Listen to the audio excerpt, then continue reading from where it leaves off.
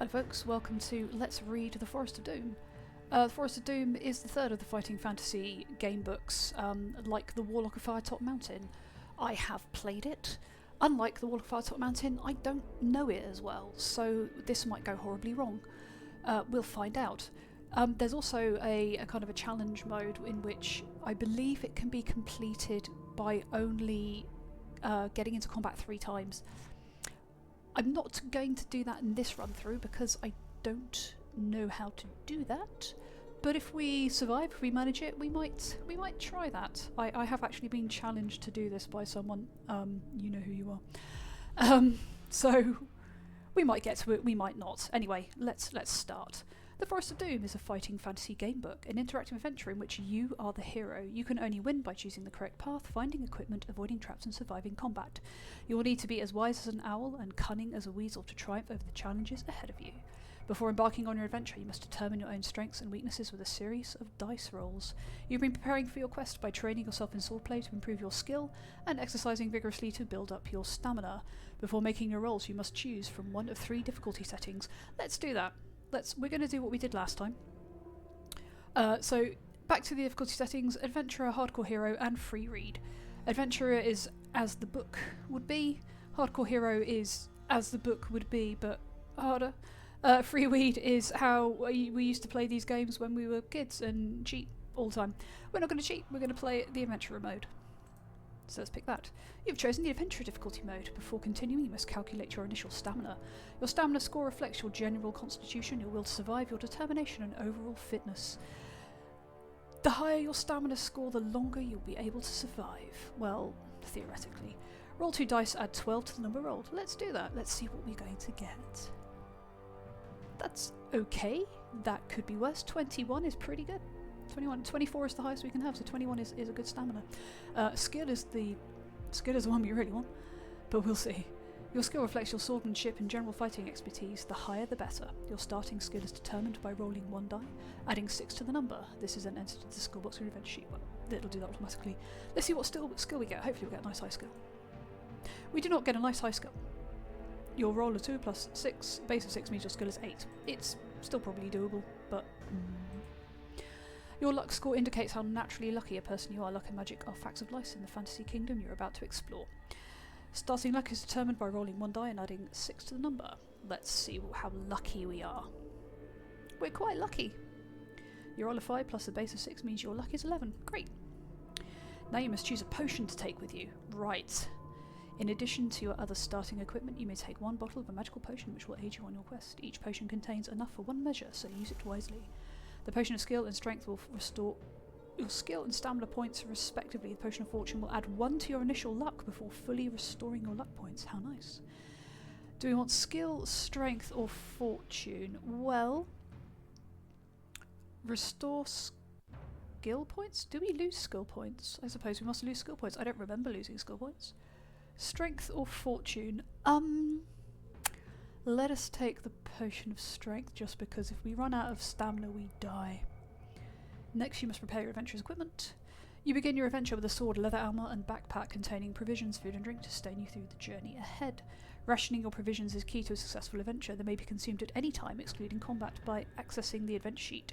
Each meal restores 4 stamina. Be sure to pay close attention to your stamina and restore it regularly. Your difficulty settings determines how many provisions you begin with. Adventurers and free would start with 10, while hardcore heroes begin with 3. We have 10. During your quest you may encounter characters and items that alter your 3 scores, stamina, skill and luck. Usually these scores may only ever be restored to their initial amount. On rare occasions they may exceed. So, let's go. Once you've readied your equipment you may begin. May the luck of the gods go with you on the adventure ahead. Thank you.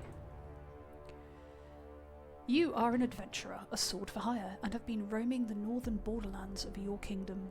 Having always spurned the dullness of village life, you now wander the lands in search of wealth and danger. We are a murder hobo.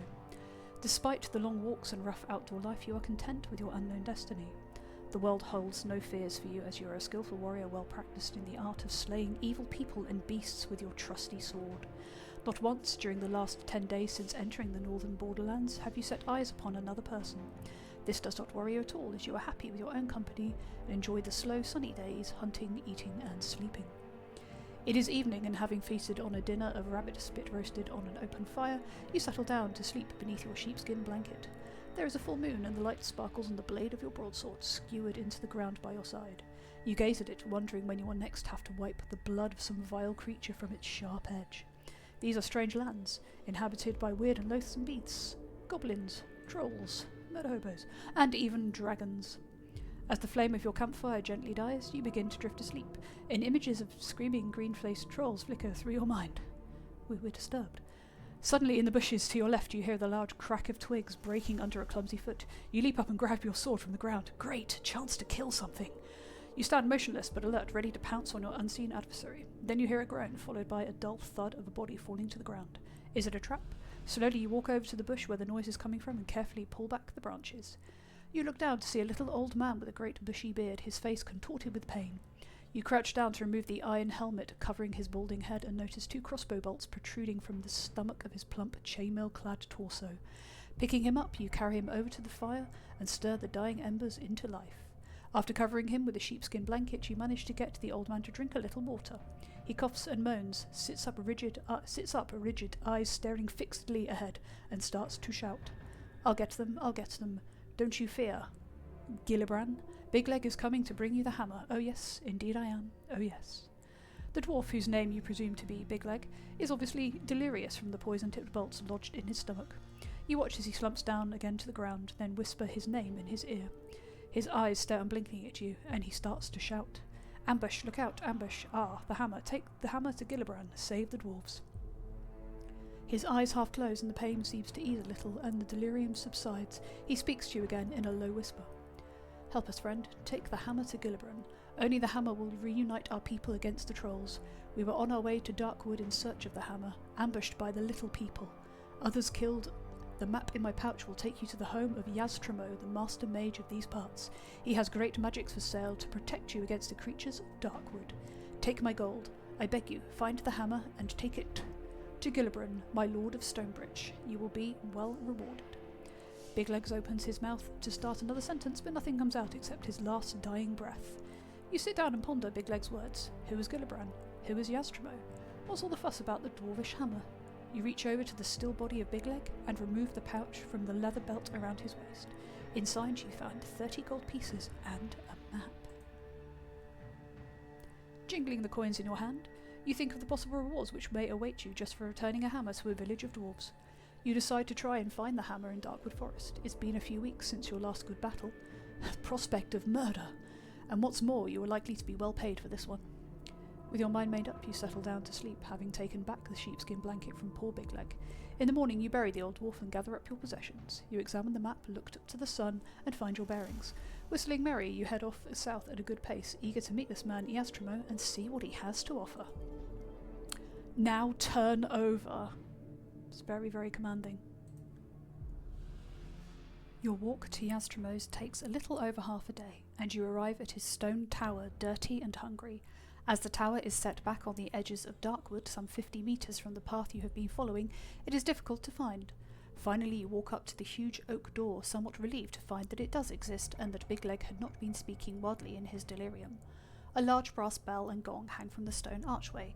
As you ring the bell, a shiver runs down your spine, and you realise that the loud bong invades a deep silence which you had not noticed before. There are no sounds of birds or animals to be heard. You wait anxiously at the door and hear a slow footsteps descending the stairs from the tower above. A small wooden slot in the door slides open, and 2 eyes appear and examine you. Well, who are you? Demands a grumpy voice through the hole. You answer that you are an adventurer in search of the master mage, Yaztremo, intending to purchase magical items from him to combat the creatures of Darkwood Forest. Oh, well, in that case, if you're interested in buying some of my merchandise, you had better come up. I am Yaztremo. He then turns and slowly climbs the stone stairs. Will you follow him up the stairs, draw your sword and attack him? We're not going to draw our sword and attack him, because that ends badly. We're going to follow him up the stairs. You follow the huffing and puffing old man in his tattered robes up the spiral staircase to a large room at the top of the tower. Shelves, cupboards and cabinets line the walls, all filled with bottles, jars, weapons, armour and all manner of strange artefacts.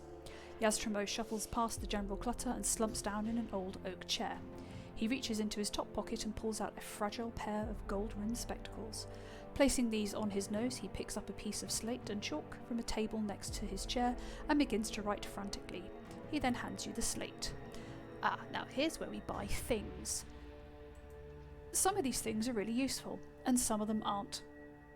And I can't remember what is really useful and what isn't. So we're going to have a quick think about this. What have we got? Potion of healing, potion of plant control, potion of stillness, potion of insect control, potion of anti-poison, holy water, ring of light, boots of leaping, rope of climbing, net of entanglement, armband of strength, glove of missile dexterity, rod of finding water, garlic buds, headband of concentration, fire capsules, and nose filters. Right, well, we've got a stamina potion, so we're not going to get another one of those. Potion of plant control, probably useful, but we don't mind fighting things, so maybe not. Potion of insect control, potion of anti-poison, holy water. I seem to remember that's going to come in useful at some point, so we're going to buy that. This armband increases the strength of the user's arm when worn. I'll take one. Can I take two? No, we're not going to have to. Glove of missile dexterity. I seem to remember that's useful, so we'll take one of those. A purple silk glove that helps the wearer throw accurately. Take one of those. Don't think that is... Don't remember... Headband of concentration, fire capsules. I think we might take some holy water. Useful against undead creatures such as ghouls. I'm sure that we're not going to meet any ghouls. And I don't... Fire capsules, what do they do? Shiny red capsules would explode into fire when thrown. That sounds useful in a forest. Maybe not. Maybe not. Potion of plant control.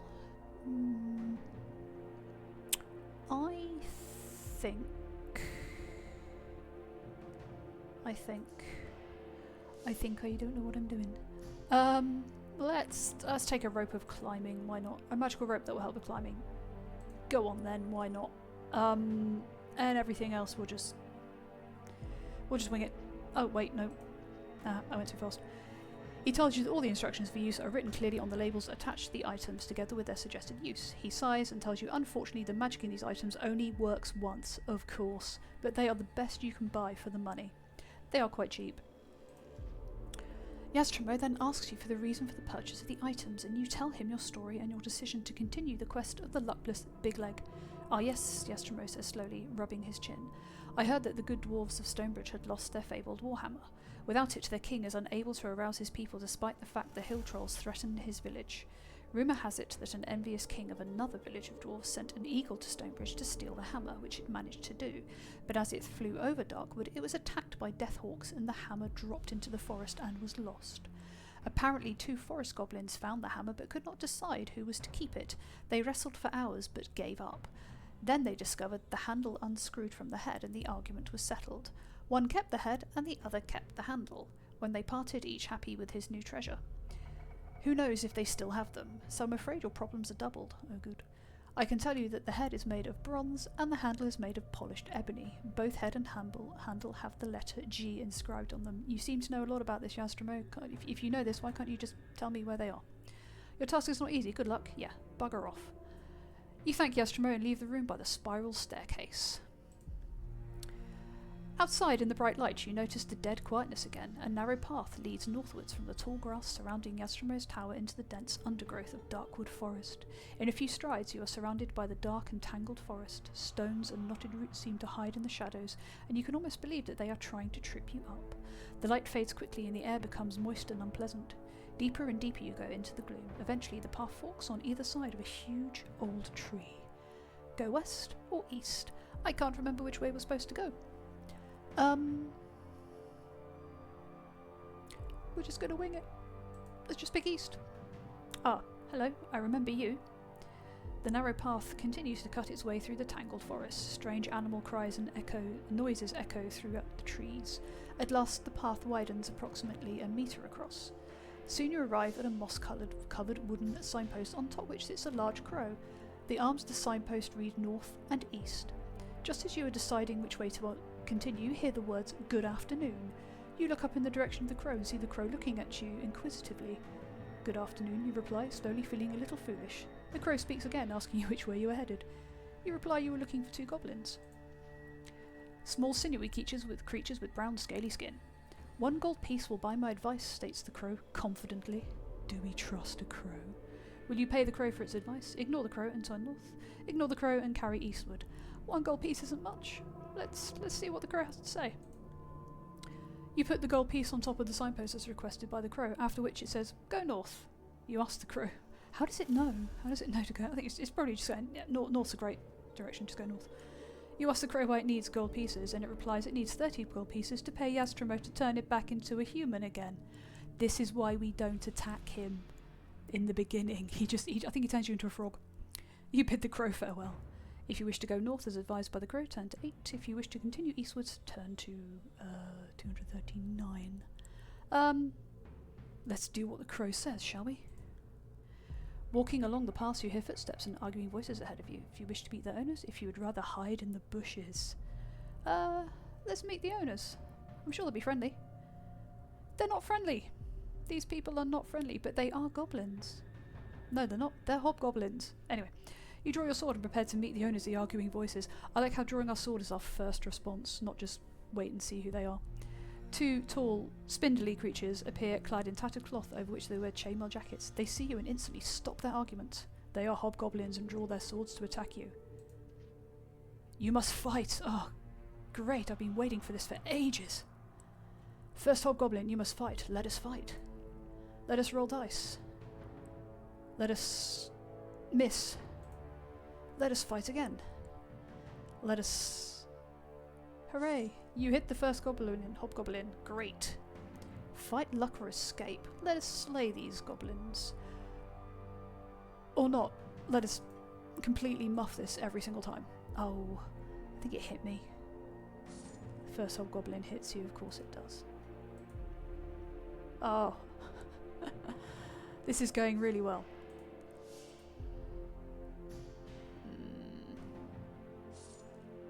What's its skill? Oh, it's only got 6 skills. There's 6 skill. Ah, doesn't matter, it's creaming me, isn't it? Right. Again. Oh. I'm going to die. I'm going to be murdered by a hobgoblin in the first fight. Ah. Ah. It's destroying me. Yes, we've killed the first hobgoblin. You have defeated the first hobgoblin. You must now face second hobgoblin. Oh, it has a lesser skill. Well, hopefully we'll be able to murder it. Yes. Fight. No. This really absolutely making mincemeat out of us. Ah, that's better. Let us fight again. Let us miss. Let us hit it. Let us hit it again. We have destroyed it. You hit the second hobgoblin. You are triumphant. That's good. I didn't know if you were killed. Well, it was close. If you should escape, no. If you win, we won. You search through the pockets of the hobgoblins and find 3 gold pieces, a shiny brass flute, and 2 maggot-ridden biscuits, which will restore 1 stamina each. There is also a necklace made of mouse skulls. Treasure. I think we might eat something.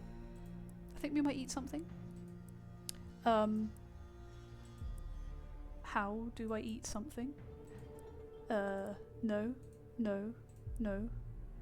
Ah, adventure sheet. That's it. Oh, maggot-ridden biscuits. I don't think I want to eat them. I think I'm going to eat a provision. You should want to use the provisions? Yes, I do. That's restored us a little bit. Thank you. You can go now. Adventure sheet. That's it. To the left of the path, you notice a large hole in the ground with a diameter of some 3 meters. Walking over to the edge of the hole, you see it sloping off into the depths of the earth. If you wish to walk down the hole, if you continue walking northwards. I don't know if I want to go down there. It's probably got something nasty down there. At last, the trees begin to thin out, and shafts of sunlight beam down through the gaps on either side of the path. As the path widens, you see a large cave entrance set a few yards back on the right. Do you wish to examine the cave, or do you wish to continue northwards? Let us examine the cave. Oh yes, we want to. Do remember this. I do remember this. We want to be here. Slowly you peer into the cave and see the huge shape of an ogre walking slowly over to a wicker cage with a bowl of water in his great hand. He is dressed in animal furs and carries a stone club in his belt. There appears to be a small creature jumping around inside the cage. You may pick up a rock and throw it at the ogre, rush in and attack the ogre with your sword, leave the cave and continue up the path. Let's lob a rock at the ogre. If you possess a glove of missile dexterity, we do. We bought one of these. You reach into your backpack and pull out the purple silk glove. It fits snugly on your hand. You then bend down and pick up a good-sized rock and take aim. You throw the rock with all your might at the ogre and it flies like an arrow to hit him on the side of the head, knocking him unconscious. The creature in the cage jumps around even more than before. Do you take a closer look at the creature in the cave, search through the contents of the cave, leave the cave immediately and continue northwards. Let us look at the creature. Inside the cage, a small sinewy creature with brown scaly skin is jumping up and down. He is a goblin. Around his neck hangs a black shiny rod on a leather cord. Yes, this is the handle. If you wish to unlock the cave, you wish to leave the cage. Yeah, we'll just leave it. It's the thing we want, but we'll go. No, we're going to unlock the cage door. We probably have to fight the goblin. You unlock the door and step back, drawing your sword in case the goblin tries to attack you. He picks up a wooden stool, waves it in the air, kicks the door open and charges at you, screaming. Thought he'd be grateful for us releasing him, but no. Let us fight this goblin. Let us hit the goblin. You hit the goblin. Great. Let us fight again. I'm still pretty sure we've, no, I can't add up. It hit me. I'm not doing very well. I'm doing better. We've killed the goblin. We are triumphant. If you win, we won. You bend down over the lifeless body of the mad goblin and examine the rod around its neck. The rod is made of ebony and there is a screw thread in one end. You're excited to see the letter G neatly inscribed at the other end of what must be the handle of the dwarvish warhammer. You put your find in your backpack and gain 1 luck point. Great if you wish to search through the contents of the cave. Go on then. It might wake up, but let's have a look. There is not much of interest to be found in the cave. A straw bed, stone jars, a table and a chair are all that are immediately visible, but on the stone shelf above the bed, a small silver box catches your eye. If you wish to open the box. Yeah, go on then. You gently prise the lid off the box, but as you do so, a yellow gas escapes and envelops your face. Do you profess no? No, we don't. We don't do that. Oh, are we? Oh, are you still alive? I haven't even read it and all I get, are you still alive? Oh, good. The gas is toxic and your eyes start to water. You cough and hold your breath while running around the cave trying to escape from the gas cloud which envelops you. Your lungs feel as though they are bursting and you're forced to inhale. Your skill is reduced by 2. No! No, we're gonna die. And your stamina is reduced by the amount of 1 die roll. Well, balls. You rolled and lost 3 stamina. If you still have some stamina. Yeah, we're still alive, but what's the point? You're relieved to see the gas cloud fade. You put the silver box in your backpack. Well, I don't want anything to do with it. I would leave it where it is. Oh, arse. Walking along the path, you do not notice a rope noose hidden beneath some fallen leaves ahead of you. Your foot catches in the noose and suddenly you are hauled into the air by the rope which is tied to a sprung tree. In a second you are hanging upside down, suspended by your trapped foot. Test your luck. Go on then. We are lucky. You needed a luck score of 11 and you rolled a luck score of 3. We were lucky. Your sword remains in its scabbard and you're able to use it to cut yourself down from the man trap. You get to your feet and curse, brushing the dirt from your clothes with your hands. You're tempted to wait around to discover who set the trap, but decide against it. You continue northwards. You notice a knotted vine hanging down the ground from a tree to your left. You look up and see a roughly made treehouse amid the branches. If you wish to climb the vine to the treehouse, I'm not sure you do. I think think there's something out there we don't want to encounter, so I'm going to avoid that. Oh good, directions, and I don't know which way to go. Soon the path leads out of the trees onto a large plain with tall grasses. Beyond it you see a rising ground and further off some low hills. The path splits and goes in 3 directions. West, east or north? I don't remember. Let's go west. What's the worst can happen? The path ends at another junction. The south way leads back to the forest, so you decide to head north. Fine. Walking quickly along the path through the waist-high grass, you arrive at another junction in the path. If you wish to continue walking north, if you wish to go west. Let's continue north. In the distance to the right of the path, you see large birds circling the sky. As you get closer, you recognise them as vultures. If you wish to step off the path and see what the vultures are interested in, I vaguely remember this. Let's have a quick look. Yes, that's what I thought. It's this poor sod. Ahead in the grass, you hear a low moan. You look up to see the vultures patiently waiting overhead. You take a few more steps and you see the ugly sight of a huge man with muscles like knotted iron staked to the ground. His arms and legs are tied to 4 large wooden pegs driven deep into the ground. The man is naked except for a small loincloth, and his skin is badly blistered from the sun. His face and chest show blooded signs of cruel torture. His captors will not have gained the information they sought from him because he is a barbarian. Clonan. If you wish to cut him free, if you wish to leave him in his agony and return to the path and head north. Now, this is mean, but I seem to remember that if you cut him free, he just attacks you, and I have really bad skill now, so I think... I'm sorry, mate. I'm sorry, I'm just gonna leave you. I'm sorry, you're vulture food. Gradually, the grass around you becomes shorter as the ground gently starts to rise. Ahead you hear the sound of flowing water. Soon you reach the bank of a slow-flowing river. The river is very shallow and stepping stones cross it from the far bank where it continues north into the distance. Will you cross the river by stepping stones? Wade through the shallow water across the river. Let's cross by stepping stones because if this is horrible magic water, it's horrible magic water. You step carefully along the slippery stones to the other side of the river. You see the path continues north into the hills, but as it is getting dark, you decide to make camp for the night under a large solitary tree to the right of the path. You build a large fire and settle down to sleep with your sword by your side, where you dream of killing hobgoblins. No, maybe not. You've been asleep for about an hour when the soft noise of fluttering wings wakes you up. You sit up and grab your sword, and in the light of the full moon... It was full moon the night before, it's not a full moon tonight, is it? That's not how it works. You see 3 large shapes flying towards you. They look like large bats, but as they swoop in closer, you see the unmistakable fangs of vampire bats. That's not how vampire bats work. Never mind. You possess any garlic? No, we don't. If not, oh, we're going to be murdered by vampire bats. You stand with your back to the tree and prepare to be killed by vampire bats.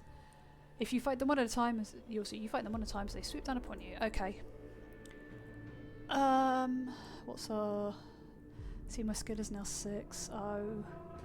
Okay, let's probably die. Yeah. Oh, this is not going to go well. This is not going to go well.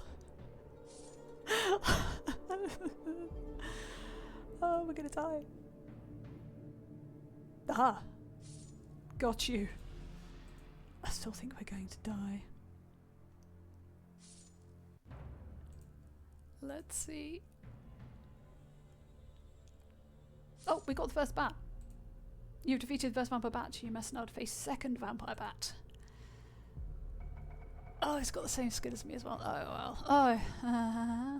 Oh. The second vampire bat hits you, and I can't drink a potion. I can't drink a potion. Oh no, we're completely... I'm gonna die. We're gonna die. This is going brilliantly. Ah. We're dead. We have died it. You were overcome by your enemies. Ouch! It's been more than ouch. If the bats scratch and bite you to death, there's nowhere to go after that. If you win, we did not win. The bats scratch and bite you to death. Yeah, we're dead. The vampire bats scratch and bite you to death. At your fallen court, screeching at their victory, Darkwood Forest has claimed another victim. You have failed in your quest to restore the Dwarven Warhammer of Stonebridge. The end. Oh, thanks. Thanks for the nice funereal bell sound. That's lovely. That's great. So we fluffed that one up. We'll come back and do that again. We are going to succeed. We're going to succeed. We are going to learn from our mistakes. We're not going to open any suspicious silver boxes. And we are going to learn from our mistakes. So we'll come back and try that again.